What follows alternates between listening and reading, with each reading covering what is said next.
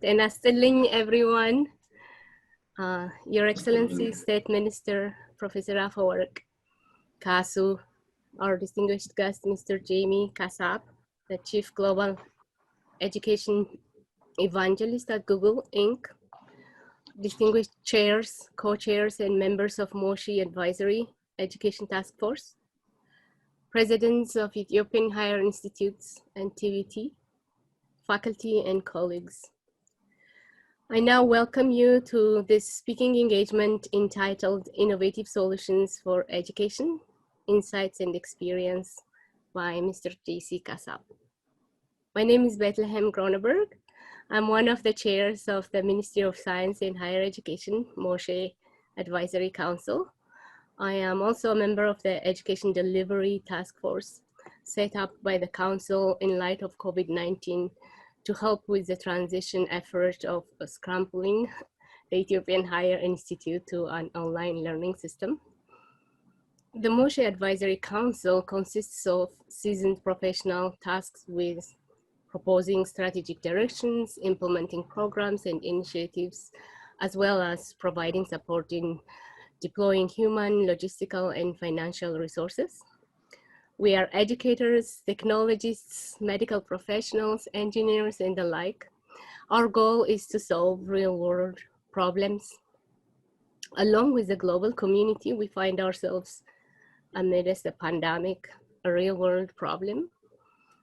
So we understand the solution starts with a conversation of engaged stakeholders and the right people at the table. Those are the students, the educators, the platform and content providers, as well as institutions who can partner with us to assist in this compounded issue of hardware, software, and connectivity. So by way of introduction, I would like to say a few words about our guest, Mr. Jaime Casap. I first met Mr. Casap at a Global Mind Education Conference in Denver, Colorado, and was really inspired by his insightful speech. I remember Mr. Casap asking himself, why am I so deeply involved in education? And he answers his own question. It's because I understand that education is the silver bullet, that education has the power to disrupt poverty, that education can change a family's destiny in just one generation. We can all relate to this as being a group of professionals who have been educated in Ethiopia, a lot of us. So, and because of this is how you know that we have the right person at the table. I would be remiss though if I didn't quote his most famous quote, most famous saying, and my personal favorite, and that is, he said, don't ask a student what she wants to be when she grows up. Ask her what problem she wants to solve, and then give her the environment to build the knowledge, the skills, and abilities she needs to solve that problem. And I would add, Mr. Casap, and then watch her blaze the trail and set the torch for others. I'm passionate about the cascading effect of educating a younger, especially with computer science skills, which is appropriate for the 21st century. Mr. Casap later came to my town as a coincidence to deliver a well-attended TEDx speech. Now it's time for Ethiopia, and I'm grateful that he said yes to be here late into the night in his time zone. Mr. Casap's opportunity-driven vision for inclusiveness is an integral part of Google's future. As part of Google's education team for the past 14 plus years, Mr. Casap works with universities and K-12 districts using Google Apps and Chromebooks, and works across teams to integrate technology into the classroom and ensure the tools the company builds are easy to use and manage. Jaime evangelizes the power and potential of the web, technology, Google tools as enabling and supporting capabilities in pursuit of creating powerful learning modules. Jaime works with educational organizations around the world, helping them find ways to continuously improve quality of education by utilizing and enabling technology capabilities. Jaime is a member of the Google for Education team and works across other Google teams, including Google Fiber, the Google Policy team, the YouTube team, and the Google Capital team. Mr. Casap was responsible for launching Google Apps for Education, the G Suites, into the university space in 2006. He signed Arizona State University, the first major university to switch from using their own email platform to putting it on the G Suite platform.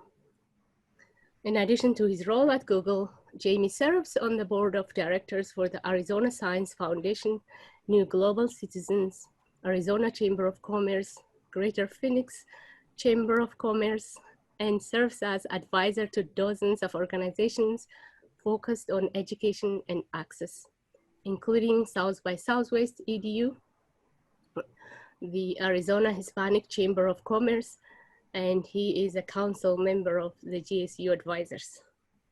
So we are in for a treat. Here is a program for our time together here. From left to right, if you can see the slide, we'll start with a welcome remark by His Excellency, Professor Afewerki Kasu. The welcome will be followed by the keynote speech of Mr. Casap.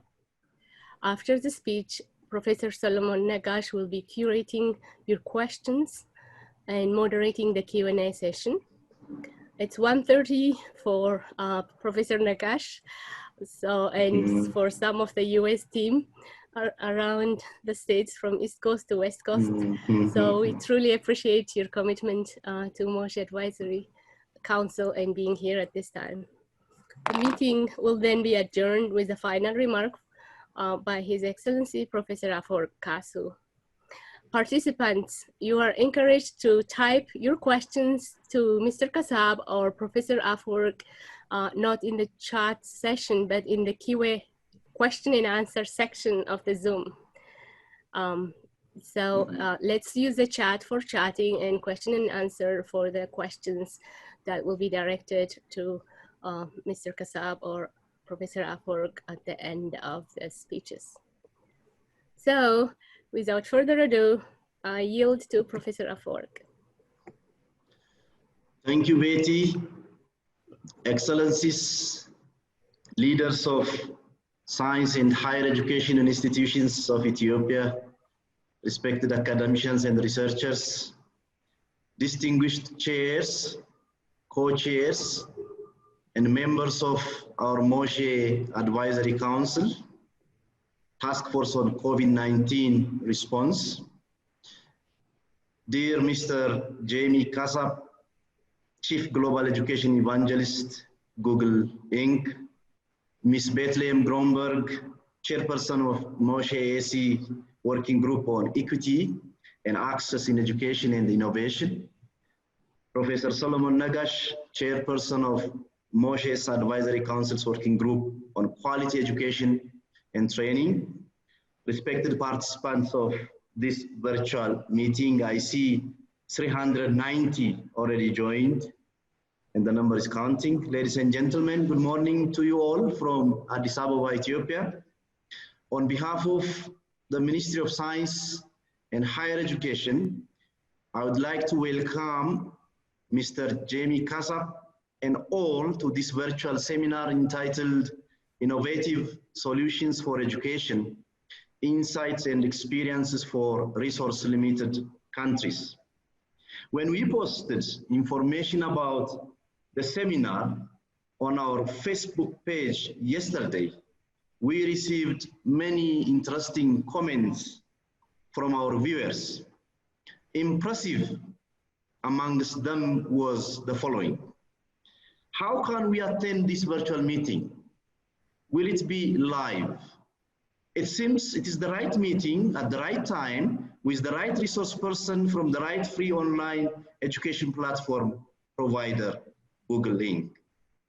Our guest, Mr. Jaime Casap, it's an honor to welcome you virtually to Ethiopia today.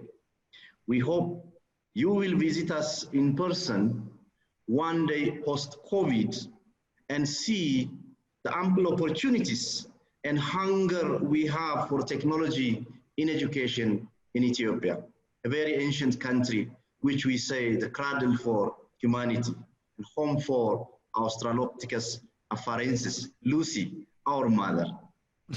Dear participants, ladies and gentlemen, the global pandemic of COVID-19 has put all of us, the global humanity, into a huge fear and has been costing us unprecedented loss of lives, men and women, children, adults, and the elderly.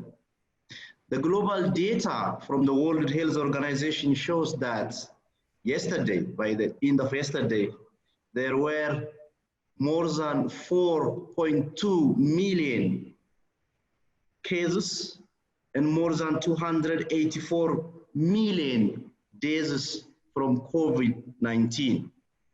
In Ethiopia, we have a total of 250 people who were tested positive for the virus and 5 deaths so far. The global, continental, and country-specific damage from the COVID-19 is huge in terms of social, economic, political, cultural, psychological, environmental, and other impacts. In this regards, we all are in this together. The fear from increasing positive infection is disrupting our normal routines. The pandemic has forced us to close schools and universities. Our students are at home. Worldwide, there are currently more than 1.2 billion children in 183 countries affected by school closures due to the pandemic. In Ethiopia alone, the number is around 30 million students from kindergarten to 12 to universities. This is a very huge number. In Ethiopia, because of this, all the 45 public universities that report to the Ministry of Science and Higher Education are scrambling to deliver their in-person or blended classroom teaching sessions to an online one.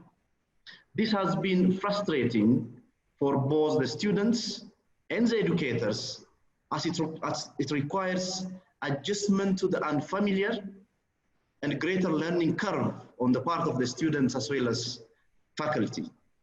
This is even further complicated by the meager infrastructure to get the job done. Because of this, we are seeking for partnerships and collaborations with the broader global educational community, people with subject matter expertise, and education platform providers.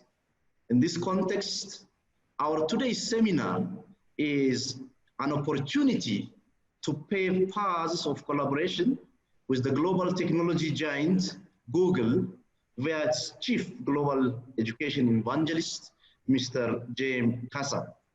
We expect Mr. Casap to shed light on the kinds of resources available for Ethiopia through Google, and also to connect us with the right resources and people.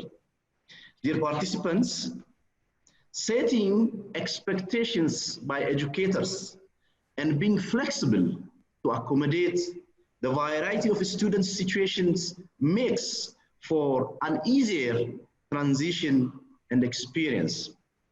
But it's not easy.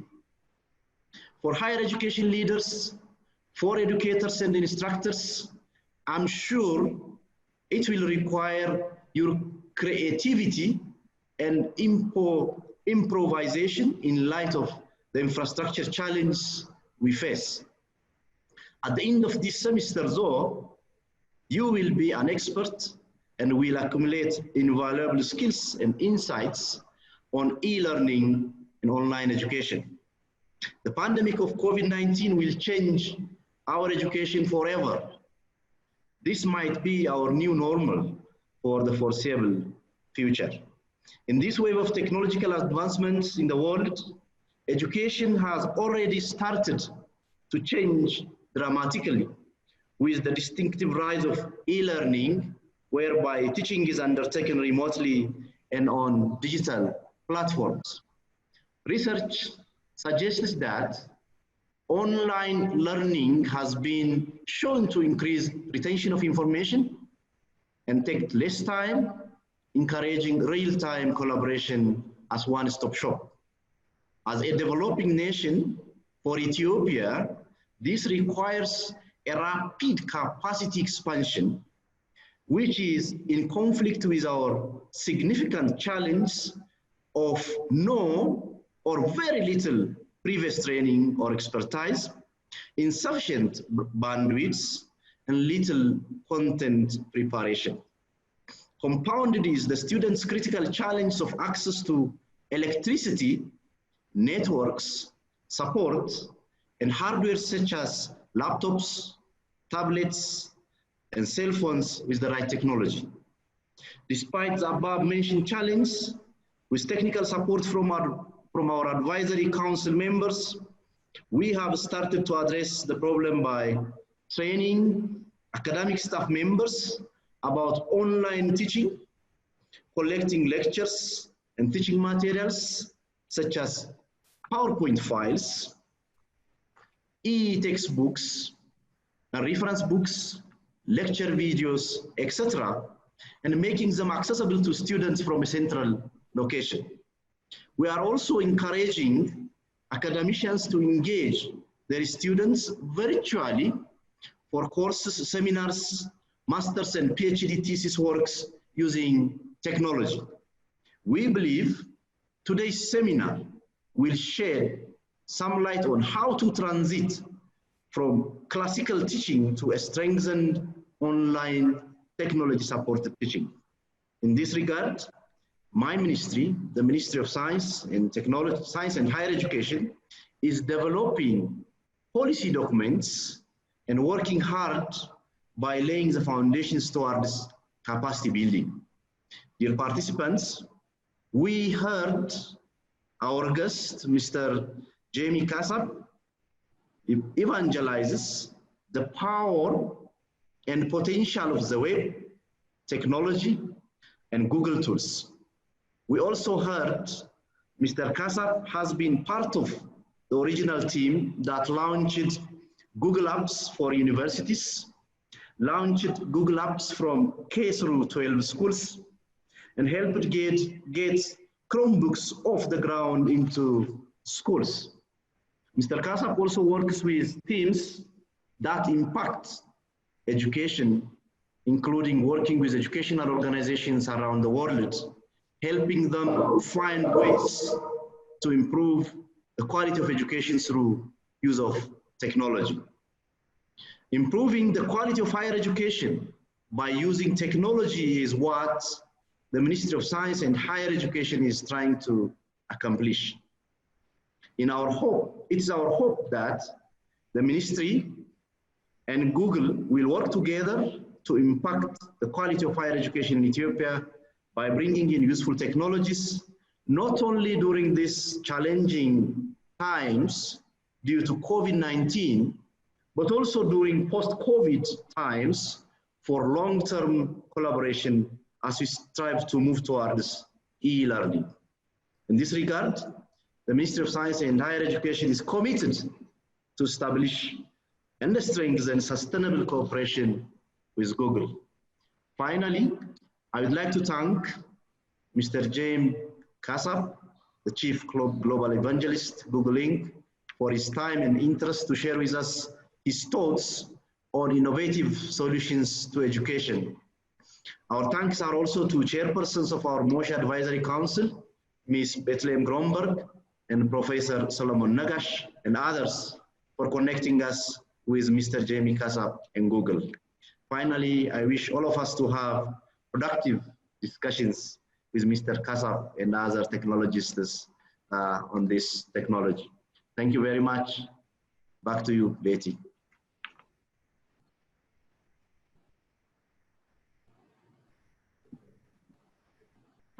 Without further ado, Mr. Casap, it's your Thank you. floor. Thank you very much for having me. That was a great introduction, Betty. I don't know what else to say. I think you've covered everything. So let me start by welcoming you to my home, my studio here in Phoenix, Arizona.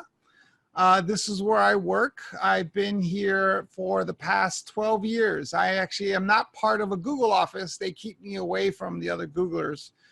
So I'm stationed here in Arizona, and I've been working from my studio for the past 12 years, preparing for this pandemic, because while everyone is trying to scramble to figure out how to work from home, I've already figured it out. I figured it out for the past 12 years.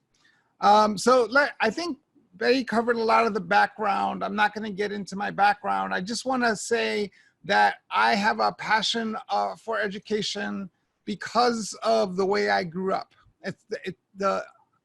As mentioned, I believe that education disrupts poverty. I believe education changes families' destinies. And for me, the greatness of a place like the United States, for me, is that I'm an immigrant. My mother, actually, I was born in the United States, but my mother came to America from Argentina. And I was raised by a single mother. I was born in New York. I was raised on social services and food stamps and what we used to call welfare. Back in the 1970s and 1980s in New York City, in a place called Hell's Kitchen, New York. And it deserved the name back then. It was a terrible place, very violent place. Not, it wasn't necessarily, not that kids didn't go to college, kids just didn't live. It was, I went to lots of funerals while I was growing up there. It was the middle of the violent New York City. It was in the middle of the crack epidemic. And I didn't want anything to do with that. And so when I looked for success, what I noticed was it was education. Education was the common denominator of successful people. So that's what I focused on. And I was able to graduate high school, I graduated college, and I graduated graduate school. And I've had a pretty amazing, not only just career, I've had a pretty amazing life since graduating from graduate school. I've traveled all over the world. I was telling the group before we got on live that one of the highlights of my life is I got to spend a month and a half in Eastern Africa. In Nairobi, Zanzibar, and Rwanda, and it was one of the highlights of my life. This was 12 years ago, and I still remember it like it was yesterday. And the appreciation that I have for my life comes from understanding that all this is possible through education. Now, I can make one of two assumptions, and this is the problem that I'm trying to solve. The problem I'm trying to solve is, how do we make more me's? How do we get more students who have my background, grew up the way I grew up, or growing up the way I grew up, to succeed? And the working theory is that I can make one of two assumptions. I can assume that the reason I have been successful, and besides being in Africa for a month and a half, traveling around the world, I worked for Governor Cuomo for 2 years. I worked at Accenture, a consulting company. I've been at Google for 14 years. And I look at all the things that I've been able to accomplish. I can say that I've done all that because I'm some sort of super genius with a 500 IQ. And that's what my wife thinks I think. Or we can assume that there are millions of students like me around the world who have the same ability, have the same capacity, have the same capability, and there's something missing. There's opportunity missing. There's access missing. That there are millions of students who are just like me around the world who have the problems that they want to solve that can change the world, and we're missing out on that opportunity. And so that's the problem that I am focused on. And there are lots of ways to solve that problem, including through early primary education, through secondary education, through post-secondary education, through work, through programs at work, through nonprofits. There's a million ways to tackle that problem. But I want to talk about education as that silver bullet, that thing that we should focus on right now, because I think it's the easiest, believe it or not. Now, why I'm passionate about education and why I'm passionate about education now is that we have an opportunity in front of us. For 150 years, we've been teaching basically the same way across the world. And that methodology, the traditional methodology of teaching, served us pretty well for a very long time. It didn't serve everyone. It didn't have equal access, but for the most part, you know, we progressed. You can't say that we haven't progressed as humans for the past 150 years. Although some would argue here in the United States, we're going a little backwards, but that's a whole other problem. But this idea that we have used education to get smarter, to, you know, build trains and fly airplanes and make televisions and everything else, education's been the backbone to all that. So I don't go with this idea that education is broken or that it needs to be transformed. I think it's a little deeper than that. For me, it's a calling. I believe that we today have an opportunity to make education, to take education and mold it for the future that we face. That those of us in education have the same responsibility that those of us in education had 150 years ago, and ask ourselves, what's the right model for the future that we face? And in order to ask that question, we need to understand the future. And so I want to talk a little bit about what that future looks like. And again, because I get to be at Google for 14 years and I get to travel around the world, it's a clear understanding that today we live in a digitalized economy. In some places, it's a lot deeper than in other places, but that's what we live in today. We live in digitalization. And by digitalization, I mean the whole package. Computer science, artificial intelligence, machine learning, AR, VR, robotics, automation, augmented reality, all of that, the whole package. That's digitalization. And every business, every organization, every state, every country is figuring out how they're going to create solutions using digitalization. That's the future that we face. But we have to understand that we are at the very, very, very beginning of this. We are just getting started with this. And I want to give you an example. Google recently announced a breakthrough in quantum computing. And I'm not going to get into defining what quantum computing is, but it's important to understand what the breakthrough is.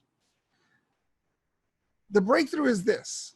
If you take a calculation, a mathematical calculation, that one of those that spins on forever, and you gave that calculation to a supercomputer, the world's most powerful supercomputer, it would take that supercomputer 10,000 years to calculate the equation, to go through the equation. The breakthrough that we had in quantum computing is that now we can do it in 300 seconds. 10,000 years versus 300 seconds. What is it that we're going to be building next? What is it that we're moving towards? And so digitalization has become part of a solution, part of an answer to everything that we are going to build from here on end. That's just the way it is. And so what we need to understand is that the language to this digitalization is technology and computer science. That computer science is a language that students need to understand so that they can create solutions, because that's the expectation. And not everyone needs to become a computer scientist, although the world needs lots of computer scientists. It's an understanding that all of us need to understand computer science, how it works, why it works, what you can do with it, so that we can create solutions. It's very similar to English. Many of us had to learn English. English is technically my second language. Spanish is my first. But many of us needed to understand English to function in the world. And it didn't mean that we were going to become novelists. It just meant we needed to understand the language to thrive. Well, I believe that computer science is the second language that we now need to understand, because everything is, all that whole digitalization is built on computer science. And if you don't understand it, then you're not going to be able to create solutions. And I'll give you an analogy. I'm sitting right now in downtown Phoenix, Arizona. And by car, I am 12 minutes from the airport. Now, imagine I had to create a solution that gets me from my seat right here in downtown Phoenix to the airport, but I don't know that cars exist. That's not one of my solution categories. What kind of solutions would I create to get me, to solve the problem of getting me from here in downtown Phoenix to the airport? I might come up with a great solution for walking. I might come up with a roadmap of how I get to travel there, how long I need to leave, how many miles do I have to walk, what time will it get me there? I can come up with a really good solution for walking to the airport. But if I don't know that cars exist, am I going to come up with the best solution? And so understanding digitalization, understanding technology, understanding computer science is going to open up our minds to think about possible solutions to all the problems that we face. Because it doesn't matter whether you're building a private product, like a camera, or creating a solution to solve hunger issues in remote areas of a country. Digitalization is going to be part of all of that. So our students need to understand that. And so if that's the future, then we have to ask ourselves, well, what is it that we teach our students? And the first thing we have to understand is that digitalization is replacing a lot of work. And I would make the argument that if I was a business owner today, I would see human labor as my biggest risk. As a business person, I would try to automate and create robotic transactions around as many products and service processes as I could, because I don't want to have people at home and not be able to work. So I believe that as fast as you think automation, machine learning, and robotics has taken over work, I believe that it's going to happen faster. I mean, today you can buy a self-driving car. What is that going to look like in 10 years? What is that going to do to people who drive things for a living?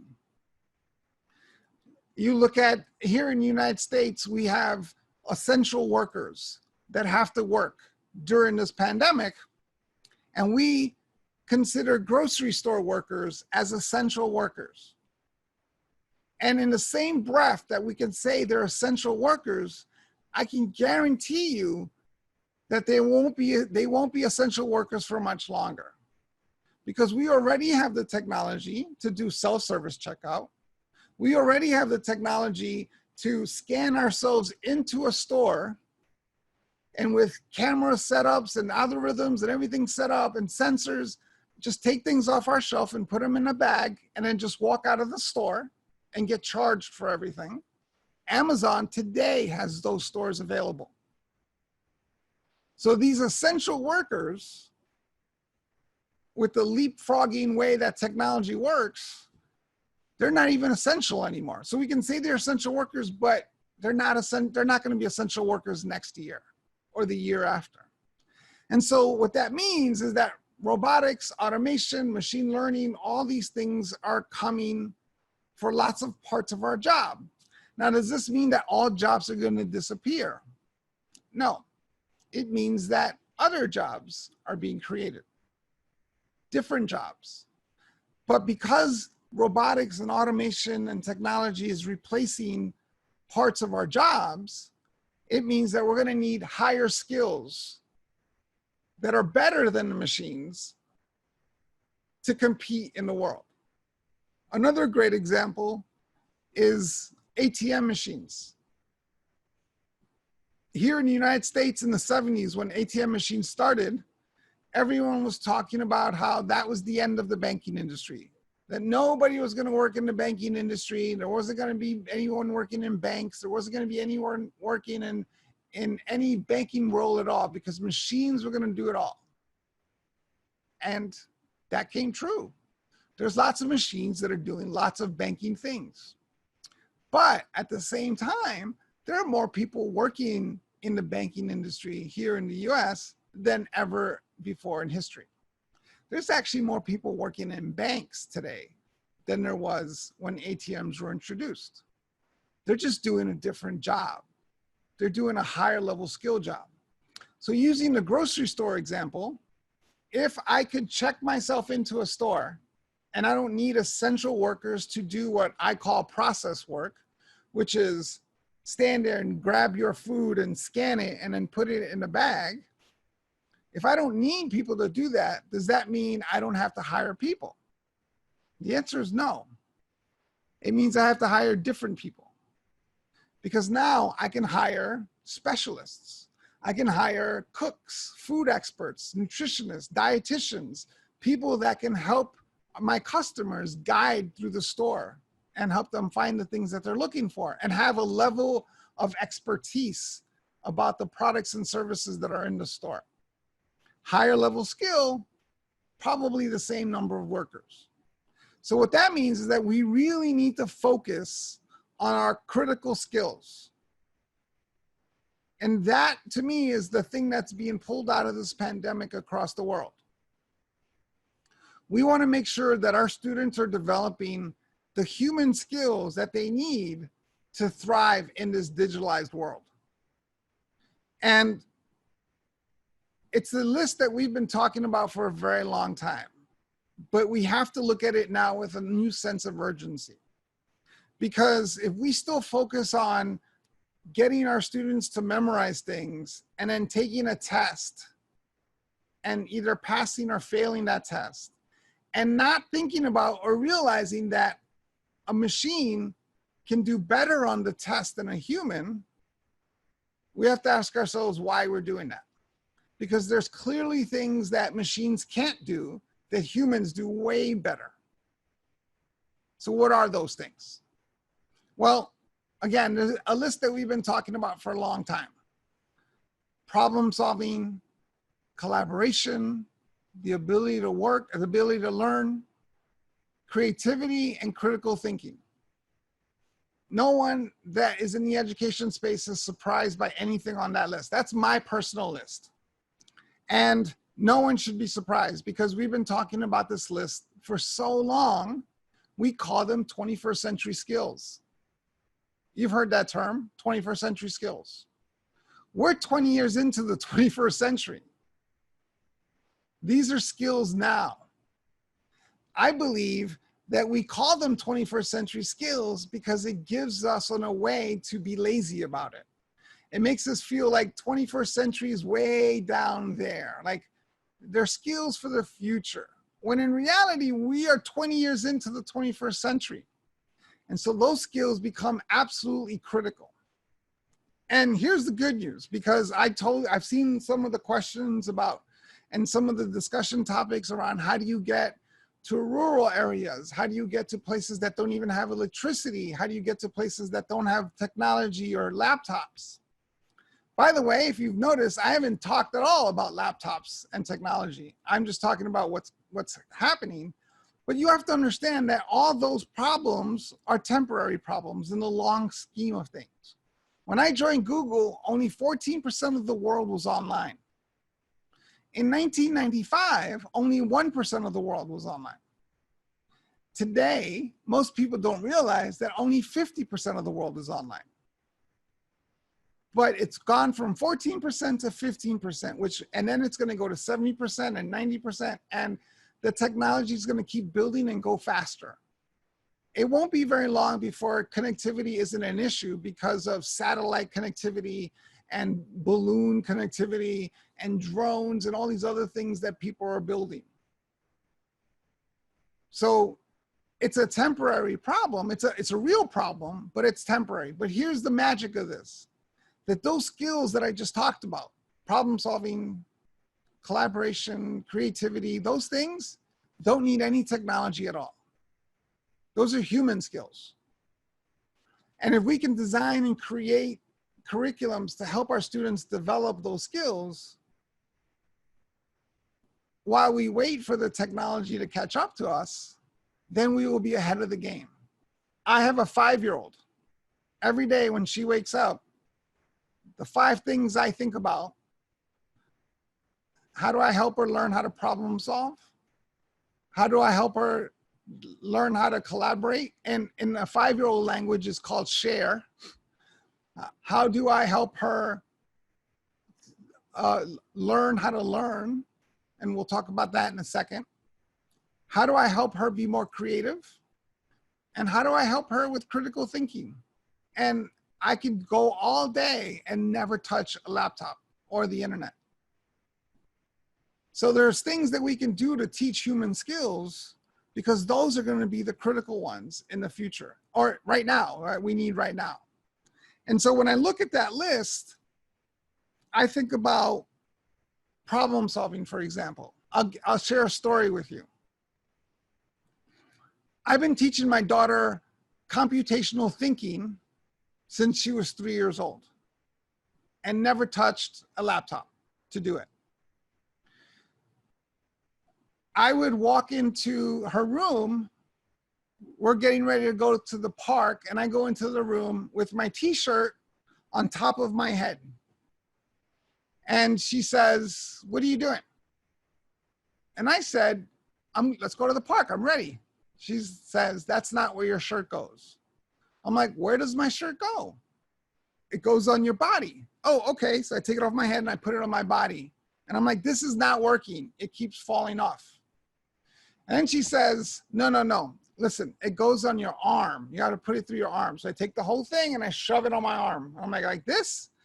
And then she's like, "Okay, it looks like I'm going to have to walk you through all this." And then she's walking me through it. On Sunday, what's today? Monday. On Sunday, yesterday, we made pancakes.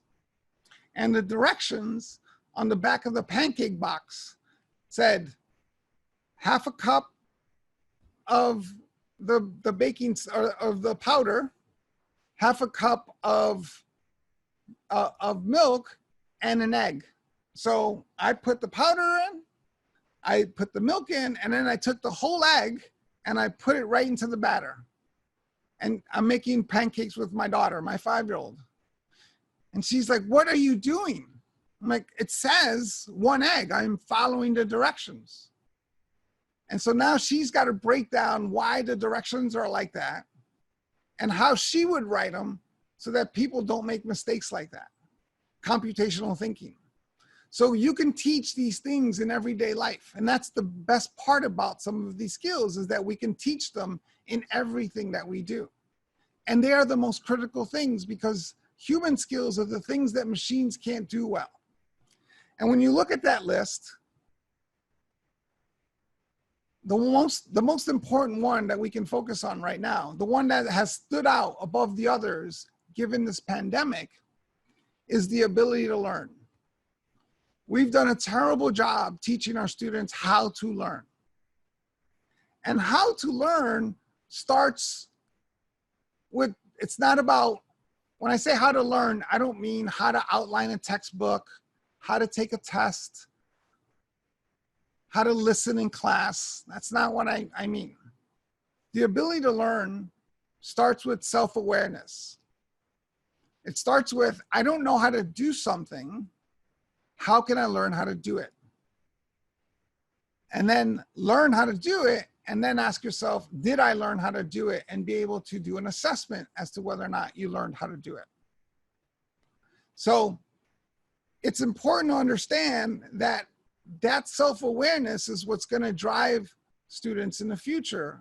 They're going to have to drive it, because again, with online learning, we've gone from this traditional model where our teachers and educators can be in the same room with 30 students and be there as a guide and help them and drive them this way and give them feedback right away. Now those students are home and they're on their own. And so the ability to learn becomes absolutely critical. And the important thing about this idea of the ability to learn is that it changes language. So, and when a student says, I'm not good at math, it changes that to, I need to learn math. Adults say to me all the time, I'm not very creative. I'm not good with finance. I'm terrible with technology. And my response back to the adults is, no, you've chosen not to be good at technology. You've chosen not to be good at finance, and you've chosen not to be creative, because everything that you need to learn is out there. And sometimes you need technology to do that. And it's absolutely important that we all across the board look at broadband access, technology, devices as the most critical thing that we can focus on, because not because we're missing out, but because of the ability to learn, and what you can do with those tools is amazing. When I was 11 years old, we didn't have computers. And if you ask me what happened on, December 7th, 1941, and if I didn't know, I would say, I don't know, but I'm going to go find out, and I'll be back tomorrow and I'll tell you. Because I had to go to the library and I had to find a book and I had to look it up. I still learned it, but it took me a really long time to go find that information. Today, any 11-year-old can tell you in a second what happened on December 7th, 1941. The amount of information that's out there, the ability to get to information and learn is incredible, and it's never been like this in the history of the world. I launched a YouTube channel last year. And when I launched my YouTube channel, I knew nothing about film. I knew nothing about editing. I asked my daughter, who has a degree in film, where do I start? And she said, shoot at 24 frames per second, double your shutter speed, and keep your ISO at 100. And I said, cool, thank you. Okay, here's my second question. What do any of those words mean? No clue, nothing. I knew nothing. And in a year, I taught myself how to be good at video. I've taught myself how to edit videos. I've taught myself how to set up my studio the way you're looking at it here. All this is possible because all the information in the world is online, and I can learn if I have a desire to learn. Now, if I didn't have access to this, there's still other ways to learn this, because the process is the same. I don't know how to do something. Where can I go learn how to do it? And how do I know whether I learned how to do it or not? And it's that self-awareness ecosystem that our students need. So we can select for them specific topics that they can dive deeper into.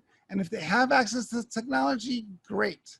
And if they don't, they have to be smart enough to learn where they can learn that if they don't have access. And so the ability to learn seems to be the most important thing. So if we can focus our energy on teaching our students how to learn, then what we're doing is we're creating lifelong learners who will always be adaptable, who will always be able to keep building their skills, because they'll be able to recognize when they're weak in one area and what they need to do to get better at it. Or as automation and robotics and technology keeps taking over parts of our jobs, they'll be able to keep upskilling themselves and keep getting better at what they do because they have the ability to learn. You see, education is a process. We look at it as a process. You are in education, you are educated, I'm an educator, you go through education. We even have checkpoints, right? First grade, second grade, third grade, sixth level, seventh level, graduation. Like we have these checkpoints, these artificial checkpoints that we've put in place to say that you've gone from this step to this step to this step. But the reality is that education is a mindset. The barriers that we've put up about artificial levels of where you should be at by a certain age doesn't make any sense. The ability to learn is about self-awareness and driving that self-awareness to a completion and then getting better and better at what you do. So the ability to learn becomes one of the most critical things that we can focus on. And we can use technology to do that, or we can use other ways to do that. Now, let's say we have the technology. The second part to that, and the second most critical thing that we can focus on for our students that do have access to technology, that do have access to the internet, that do have access to devices, we have to teach them how to use these tools. We've given them a pass. Those students that are using technology, we call them digital natives. We tell them that they were born with technology, therefore they know how to use it. Yet all the evidence shows us that they don't know how to use it. So giving them access is part of the solution. Teaching them how to use these tools has to be part of the solution, because the numbers that I'm seeing are across the world are frightening. The number of students who can look at a piece of internet data, information, and not be able to tell that it's fake is mind-blowing to me. And so we need to be able to teach them how to use these tools. So giving them access is half the battle. Teaching them how to use it, teaching them how to vet information and make sense of information and where to go with information and what to do with information and how to take all that information that they have access to and convert that information into intelligence that they can use is part of the technology issue that we need to address. Now, that being said, and I want to make sure that I'm leaving time to answer questions. So I'm gonna leave as much time as I can to answer questions that you guys might have. Now, that being said, I created a video for parents on my YouTube channel a couple of months ago, a month and a half ago, that resonated with people. So you'd find that on my YouTube channel. And the video was advice for parents here in the United States.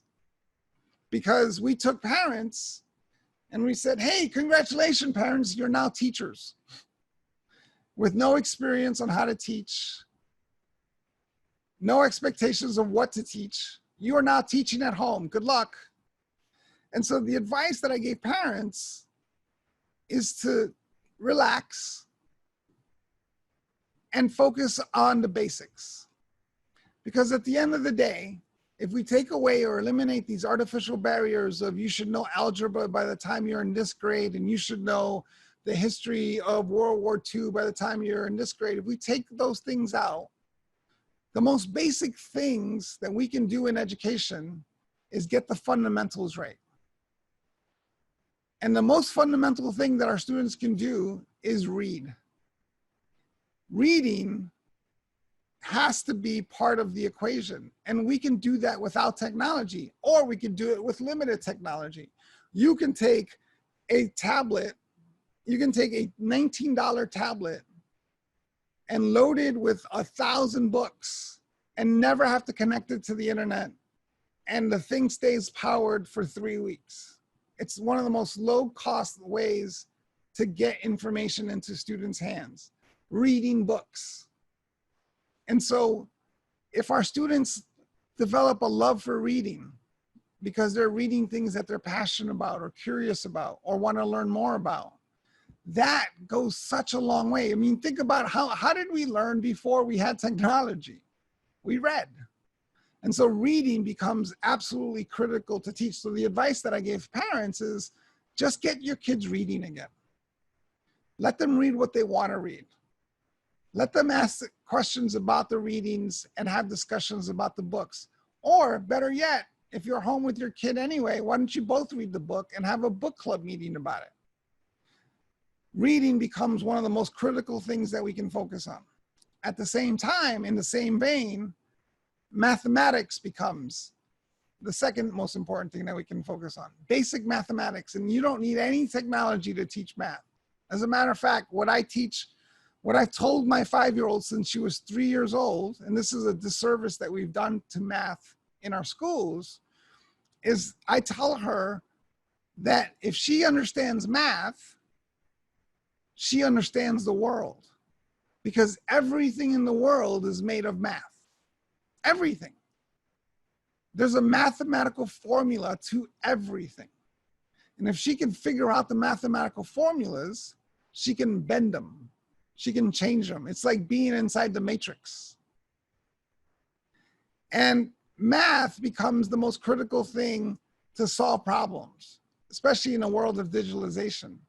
And she's 5 years old. She doesn't do math on the computer. She doesn't use the internet to do math. She watches television and does math. She has a workbook and she does math. She goes around during the day and counts things. And every couple of hours, she's like, hey, did you know that if you do this with these two numbers, this happens? And be making it part of their life, as math is a language that they can understand to control things, is a basic thing that our students need. And then the last one, and this goes back to what Betty talked about, the quote that I have all the time, is help our students drive their curiosity. Use their curiosity as the launch pad for learning. So that when my 5-year-old comes to me and says, hey, when you pull the drain in the bathtub, where does the water go? I don't say to her, oh, no, I'm looking at my curriculum here. No, we have to study space. You have any questions about space? No, I can dive deep into 8 hours answering questions about water, because I can take that one question, which is, where does water come from? And I can teach any subject that you mentioned. I can teach history. For example, did you know that the canal system that we based our water system on here in Phoenix was made by the Hohokam Indians 1,500 years ago? I can teach geology. Oh, we're in the desert, and obviously it doesn't rain that much. Let's figure out what the rain patterns are in a desert like the Sonoran Desert. How does that equate to other deserts in the world? I can teach math, obviously. What is the daily rainfall in a place like Arizona? Where does that water go? I can talk about climate change. How does climate change affect water? And what's the science that we know? And I can teach it at a 5-year-old level. I can go into what happens to precipitation and evaporation, and what happens when water falls from the sky, and why does it fall from one cloud and not another one? And what are the conditions for that to happen? I can talk about where does the water fall in reservoirs, and what do they do with the water in the reservoirs, and who created those pipes that get to our houses, and how were those built, and what material do they use to do that? I can talk about dams and why dams exist, and what are natural dams in the world, and why do animals create dams? I can go deep on one question, and I can use technology to explore a lot of these things, or I could just use the real world. And so helping them drive their curiosity and shaping our learning around the things that they're passionate about and they're curious about is how they're going to learn how to learn. And so we can focus on those things, if we can focus on building the critical skills that they need, and if we can focus on the ability to learn, and if they have technology to use the digital tools that are available and use them correctly, and if we can focus on letting them drive their passion through their curiosity, it'll help them become these lifelong learners that we're trying to build. And the last point, Babe mentioned this, when we think about the future and we try to understand the future, the last question that we should be asking our students is what do you want to be when you grow up? If you understand digitalization and you understand the future, you understand that the jobs of the future don't exist. Most jobs that we're going to be doing in 20 years, we don't even know about. I mean, look at it another way. When I graduated from college, when I graduated from graduate school, Google did not exist. How could I ever prepare for a job at Google when I graduated graduate school? So that question about what you want to be when you grow up is not a question that works anymore. It was a great question in the olden days, you know, before 1995, but that question doesn't make sense anymore. The better question that we should be asking our students is, what problem do you want to solve? And it doesn't have to be a social problem. It could be any problem. Every business, every tool, everything that we're using right here, right now, is solving a problem. So it could be anything. And then the second question that we need to ask our students is, how do you want to solve that problem? How do you want to take your gifts, your passions, your talents, and solve that problem? And that's an important question, because there's a million ways to solve a problem. And it has to be individualized to the person. For example, if a student says to you, I want to solve climate change, let's say that's the problem that they want to solve. You might be inclined to say to them, oh, climate change, you need to be a scientist. You need to study STEM. You need to go get a degree in global sustainable development. True, there's lots of ways to solve the problem that way. But what if that student is an unbelievable storyteller? What if that student is a photographer, an unbelievably talented photographer? And he has this way of capturing the world through his camera or her camera. Maybe the way they can solve climate change is by documenting what's happening with climate change, or creating programs of education to solve climate change. We have to understand that there's a million ways to solve a problem. How do you want to take your gifts, your talents, and the things that you are passionate about to solve that problem is absolutely critical. And then the third question that we should be asking our students, and this is back to the ability to learn, what do you need to know to solve that problem? What are the knowledge, the skills, and the abilities that you need to have to solve that problem? And how do we start building those knowledge, skills, and abilities? Both in terms of climate change and photography, because now we have two angles on this. What books are out there? What videos are out there? What letters are out there? What research is out there? Who's solving this problem now, and how can you connect with them to learn what they learned? You know, I talk to high school students all the time, and I ask them if they're on LinkedIn, and none of them ever raised their hand. And I'm like, you're missing. Everyone who you want to become, every problem that you want to solve is on LinkedIn. And so we have to teach them how to learn so that they can develop the knowledge, skills, and abilities that they need to build to solve the problems that they're going to be passionate about. And if we do those things, if we do just one of those things, I think it brings us a long way to what we need to build for the future. And it has nothing to do with technology, although that's a segment of it. And it has nothing to do with access, although that's a segment of it. It has to do by building a mindset for our students around becoming lifelong learners, not because it's the right thing to do, not because it's the most humanistic thing to do, but because it's the most critical thing to do. That we now live in a world where the technology is going to move so much faster that we're going to have to constantly be able to learn. And so with that, I will close because I'm starting to lose my voice. and I don't know how many questions are coming in or what kinds of questions are coming in, or if people have just dropped off and stopped listening to me. So I will be glad to answer any of the questions that you guys see there and are appropriate.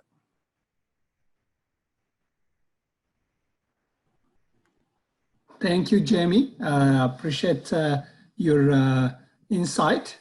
There is a lot of questions coming through. Predominantly, they focus on infrastructure, but I want to shift that because of what you have said. You are talking about education without technology is possible. Education without having to use the gadgets is possible. Curiosity and how to learn is more important.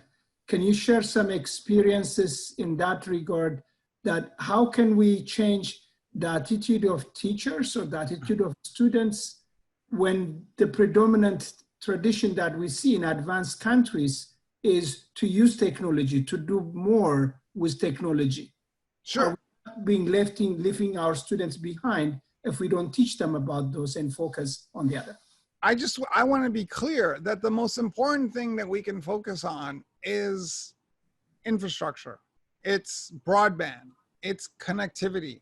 Those things is where we should put all our resources in, because, and not because it may, again, I just want to also be clear, not because it'll leave us behind, even though that will happen. I like to look at it in a positive way, which is we want to focus on those things because of the opportunity to learn that it delivers. And they're not going to be able to use it unless, if you set up broadband and you have high-speed internet access and you get devices in every kid's hand and those students do nothing but worksheets on those devices, you've done nothing. It's got to be focused on the learning part of it, because just taking technology and putting it on top of the current model is just going to get us the same results. All we've done is automate the old model. What we need to do is ask ourselves, what are the best ideas that we have in education? What's the best research shows us about what learning is and how to drive learning? And we know none of this is a secret, right? There's been research paper after research paper about how student-led learning is the best kind of learning, how students have to own and do all the heavy lifting when it comes to learning, how teachers have to be more like coaches and not the experts to help our students become the experts and guide them along. There's a ton of research out there that shows us what good learning should look like. And if we have that research and we know those things, then what we should be asking is, how do we use technology to bring those ideas to life? So in terms of being behind, if all we've done in the United States, for example, is automate the old system, then we're not that far ahead.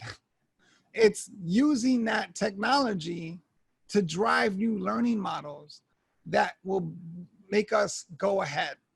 And there are schools here in the United States. I'll give you an example is I've been meeting with lots of students across the country in virtual rooms like this. And I've been talking to lots of educators. And the educators who control the classroom and did, you know, the old traditional model of education are struggling today because their students don't know how to learn. They've fallen apart. They can't control them. They can't get assignments in. They're all cheating, like all the things that you typically would have seen if you took a classroom and put it online. And then you have schools like the Science Leadership Academy in Philadelphia, which I would encourage you to go visit, or High Tech High in San Diego, where they didn't miss a beat. They went from being in school to being at home and didn't miss a beat. Because in those schools, they teach our students how to learn. So all they did was now they got to work at home. They still have to collaborate, but now they have to collaborate through technology. They still have to do research, but now they have to do research on their own, which means that they have to know how to look for research and make sure they're good digital citizens. So we have to define what we mean by being behind. We have to define what it is that we want to do with this technology. So don't get me wrong, technology, infrastructure is number one. As a matter of fact, here in the United States, the president, he even said that the most important thing to focus on in infrastructure coming out of this is broadband. There's lots of places in this country who have inadequate broadband service. I mean, some places have connectivity, but you're talking about like 2G connectivity. So there's places here in the US that need broadband, and we're recognizing it here. So absolutely, the most critical thing to focus on is creating a network and a broadband and having access, but not because we want to catch up to anyone, but because it can lead to some really powerful learning, but we have to change the models to do that.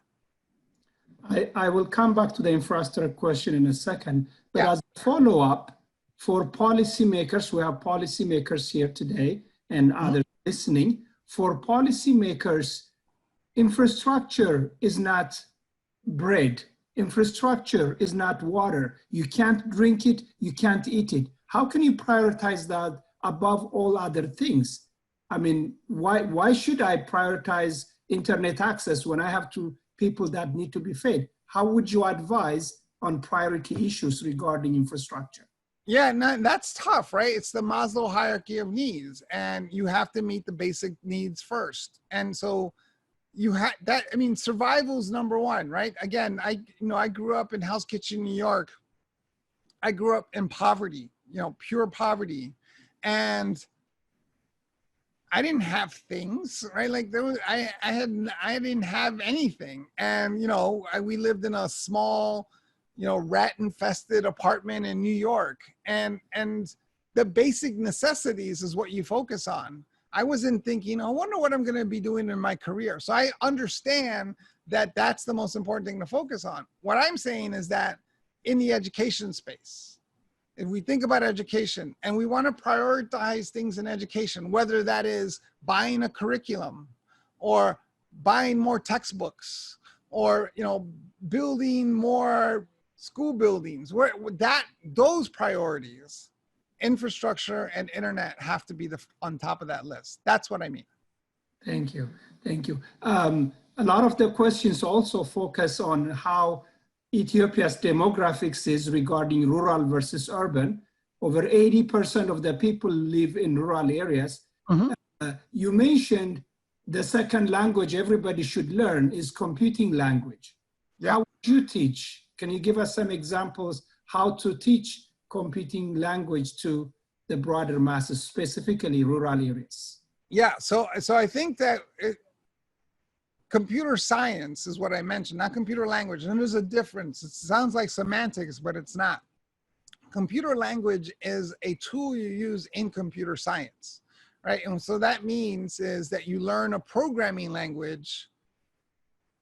And if you don't use, and I don't recommend that actually, because if you're not using the computer language, then you're going to forget it, like any language, right? It's kind of like here in the United States, I swear every single American has taken 4 years of Spanish, and yet nobody can speak Spanish, right? Because they don't use the language. My friend took 8 years of Spanish and couldn't say 3 sentences in Spanish.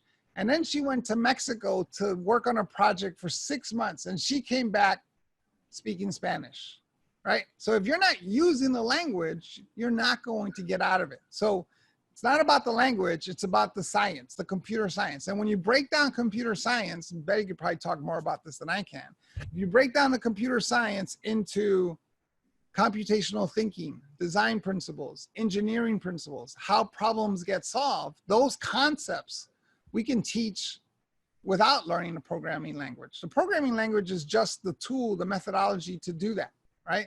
It's all the bigger, it's if I'm constructing the studio, computer science would be the fundamental things that I need to think about to build the studio.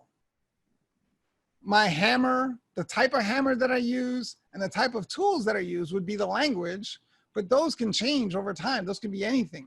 But the structural things of what kinds of beams need to go in here, and why do I need a bearing wall, and what does the floor look like, and how do I insulate the place, that's computer science. And so understanding those concepts is important. Thank you, thank you. You talked about the future and how these technology problems are going to disappear. You mentioned quantum computing, You mentioned the ability to access. 20 years ago, we didn't have any access. 20 years hence may be easy because of satellites and things like that. But for most questions, they're saying, we are in it now. Can you give some examples from other experiences that have made that leap, how they made that transition? And there are some questions as well. How can we partner with technology companies like Google to make those things a reality? Yes. So I know that, let's talk about the last part first. I know that Google has an Africa team. I know we have offices there. I don't know if we have one in Ethiopia, but we have a presence there. And I know there's a team that is focused on emerging markets and using technology and all that. So definitely, you know, finding ways to connect with those folks and what they're doing is critical. I'm surprised that they're not already connected. So that's an easy follow-up. But what we need to understand is that technology is moving so fast that we're kind of stuck. And what I mean by that is, I remember East Africa being one of the first places to get 1 gig fiber lines connectivity. And then if that's true, that was like 10 years ago. And the struggle was building that last mile, right? Getting the infrastructure to build the last mile. That's tough anywhere, right? That 50% number, that only 50% of the world might have access to the internet, isn't just a financial number. A lot of it has to do with reaching places in the world, right? For you to get through, you know, one town into another town to bring fiber, for example, or high-speed internet access, you have to run a cable. And how do you run a cable through Mount Everest, right? like there's places that it's not a financial thing. It's just an infrastructure thing. It's a capability thing. And so in those situations, the technology that we need doesn't exist yet, right? Being able to beam a signal across a wide range, for example, right? And I know people have invented things like that, or being able to use satellites to beam down information, right? Like those types of solutions are coming. And so I think that having any internet access at all is good, but high-speed internet access is absolutely essential and critical. And to me, it's a temporary problem in the sense that we're going to solve these. It's just the technology needs to catch up to those things. But at the same time, we should be able to teach models, have models that don't require a lot of technology. Again, it's that worksheet example. And I've seen this in rural counties here in the United States. I've seen it in places in South America where they fight for internet access. And what they do with that internet access is they hand kids workbooks. They hand them electronic workbooks. And so they have internet access, but they're not learning. And then they turn around like, hey, you know what? Nothing's improved, right? When all they've done is automate the old model. So it's important to think about, be smart about what it is that you build and how do you use these tools to advance the concepts of learning as we know them today. Thank you. Regarding devices, there are questions regarding devices. Yeah. You mentioned about loading thousands of books and not need any additional technology to read. Yeah. Most of the prevalent technology, a lot of them mentioned, is the mobile phone. What's the minimum that we need and how can we do the transition? If you can comment on that, please. Yeah, absolutely. I think that the mobile, when I was in Kenya, I was visiting a school. And so this is 12 years ago. And I was talking to the principal of the school and he was saying, you know what we need here is we need internet access. And behind him, literally behind him, there were 5 boys on their mobile devices. And like the irony of that for me is like, you do have access to the internet. Those students were on the internet, right? They were texting, they were using their devices to do things. And so we have to be smart about how we utilize the tools that are available to us.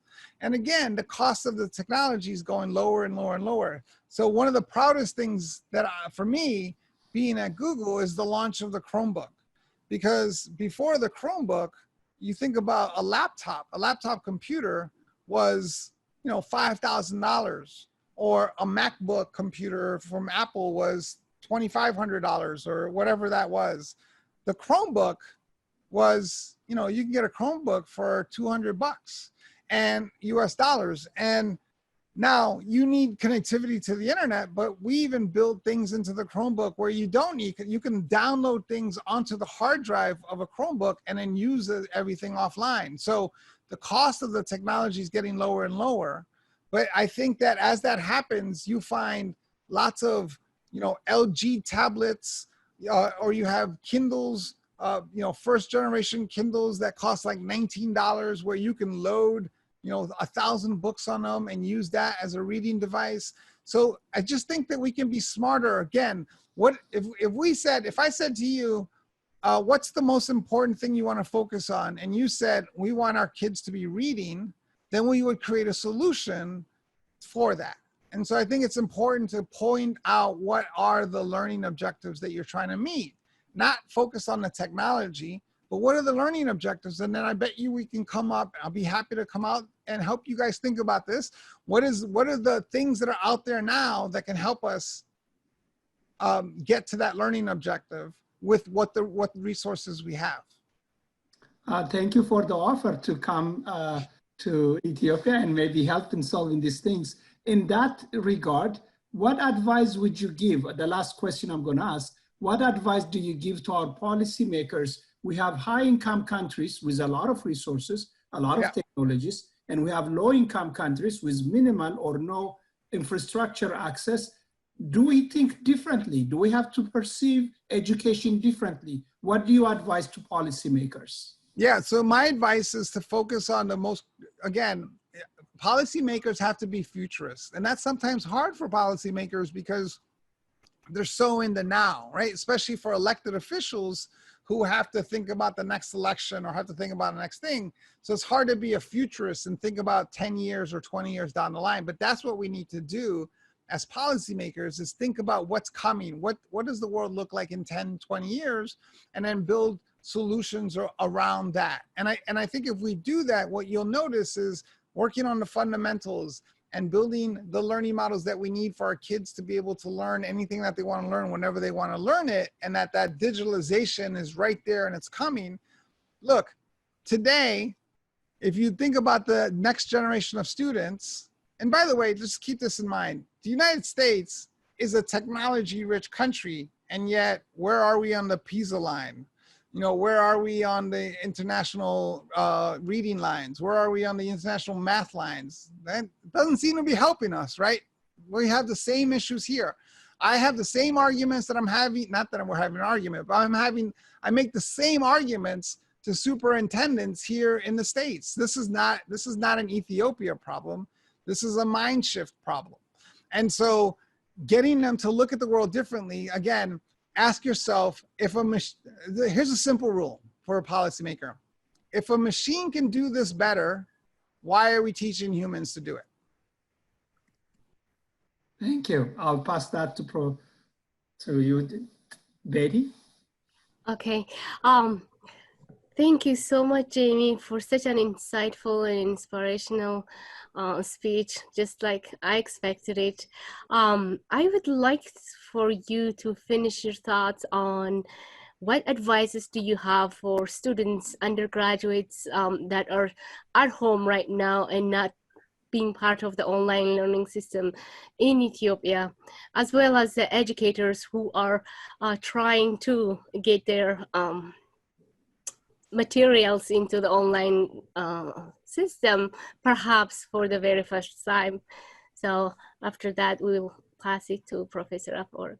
Yeah, so I think for students, and I talk to students all the time, and what I tell them the same thing I said earlier, which is to think about, especially our older students, what's that problem that you want to solve? Use this opportunity, use this time to dive deeper into understanding yourself and understanding that problem that you're passionate about. And then whatever time you have left over, use that time to figure out what you need to learn to solve that problem. And then if you have more time, start learning those things, right? And this idea that I tell students, like, you can learn all day. You can spend from 6 in the morning to 11 at night, learning all day, go to sleep, and the next morning, your brain is empty again and you can do it all over again. So there is no full meter on a brain.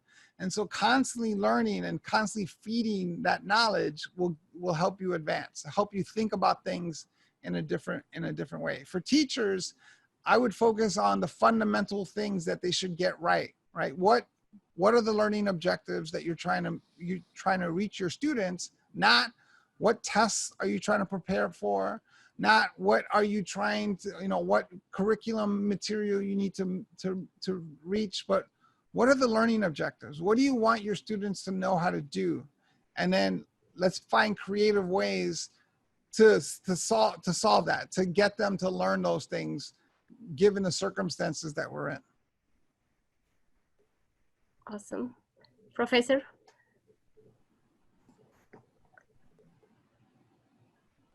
Thank you very much, Jaime, Professor Solomon, and Betty, for this very inspirational and inspiring presentation and discussion we had this morning in Addis Ababa in Ethiopian time, and evening and late night in the Western Hemisphere.